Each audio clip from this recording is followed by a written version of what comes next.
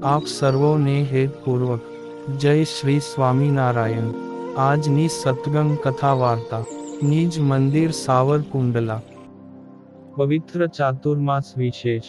આજની સત્સંગ કથા વાર્તામાં આપણે ચરિત્ર કથા અંતર્ગત સુથરામપુરના બ્રાહ્મણ ભક્ત શુકદેવની પ્રસંગ વાર્તા સાંભળશું।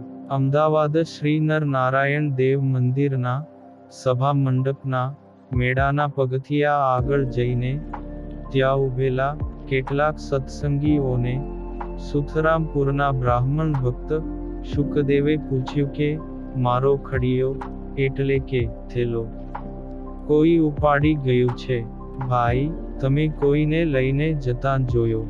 ત્યારે એક સત્સંગીએ કહ્યું કે ના, અમે કોઈને લઈ જતા જોયો નથી। પણ ભગત, તમારો થેલો ગયો ક્યાંથી?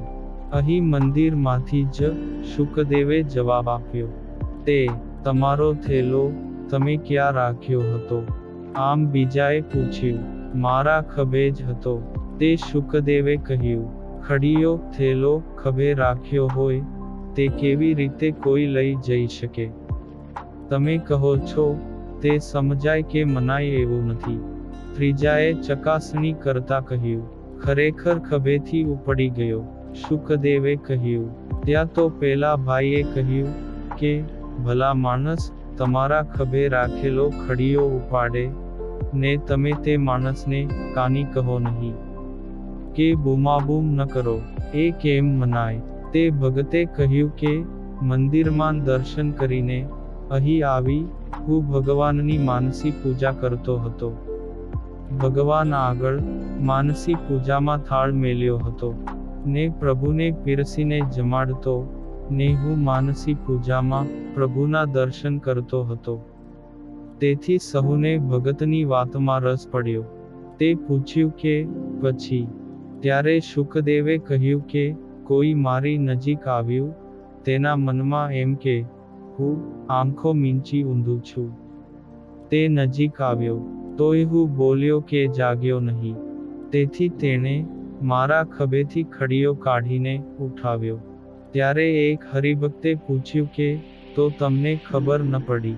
અરે ભાઈ, સાચું કહું તો એકાગ્રતા તૂટી ને ખબર પડી કે ખડીયો ઉપડે છે, પણ હું ઉપર મુજબ માનસી પૂજા કરતો હતો। તેથી ભગવાનને જમતા અધવચ્ચે પડતા મૂકીને જાગીને ખડિયાની સંભાળ લઉં એ બરાબર નહીં। તેથી મેં માનસી પૂજા ચાલુ જ રાખી। તેમ શુકદેવે વિસ્તારીને વાત કરી। આ સાંભળીને આ વિપ્ર ભક્તની સાચા ભાવ અને મનપૂર્વકની માનસી પૂજાની વાત સાંભળીને સહુને આ ભગત માટે માન થયું, ભાવ થયો અને લાગણીથી પૂછ્યું કે તમારા ખડિયામાં ખાસ કની હતું?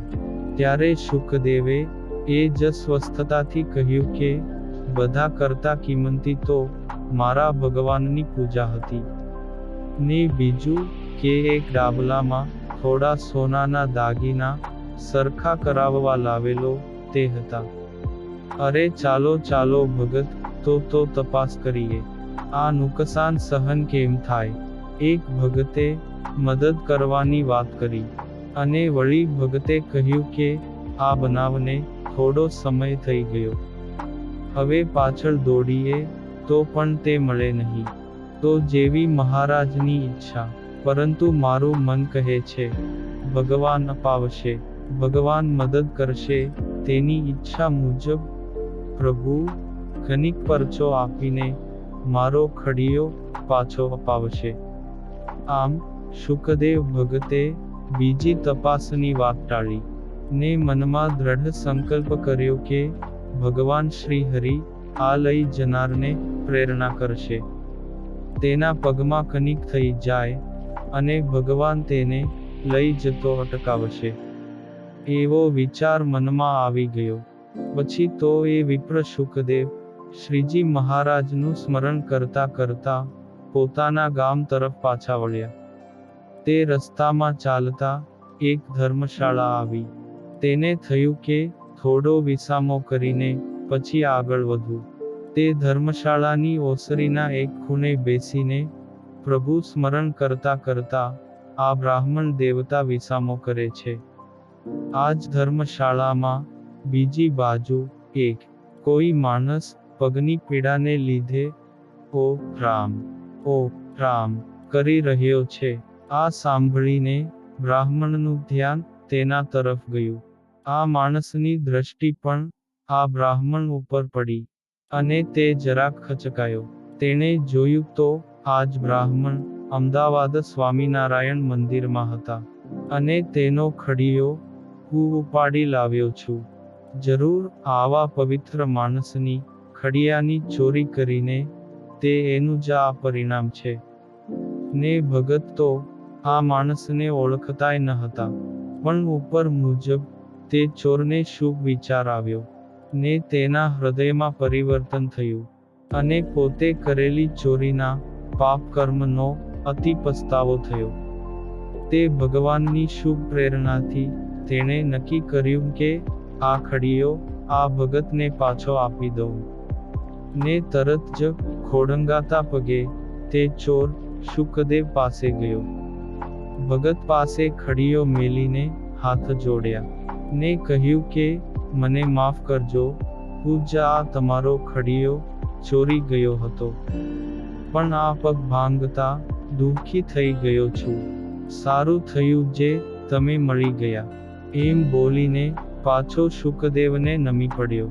ત્યારે શુકદેવ ભગતને થયું કે વાહ મારા પ્રભુ, તું મારી વારે ધાયો ખરો. ભગતને પોતાની પૂજા ને ઘરેણાનો ડાબલો પરત મળતા આંખો ભીની થઈ. તે તેમણે પેલા ચોરી કરનારને કહ્યું કે ભાઈ, ભૂલ તો દરેકની થાય. તમને તમારી ભૂલ ઓળખાઈ એ જ મોટી વાત છે. હવે મૂંઝાઓ નહીં, ભગવાન તમારું પણ સારું કરશે, પરંતુ હવે આ ચોરી કરવાનું છોડી દેજો. ત્યારે પેલા ભાઈએ તરત જ તે પ્રમાણે કરવા માટે સંકલ્પ કર્યો.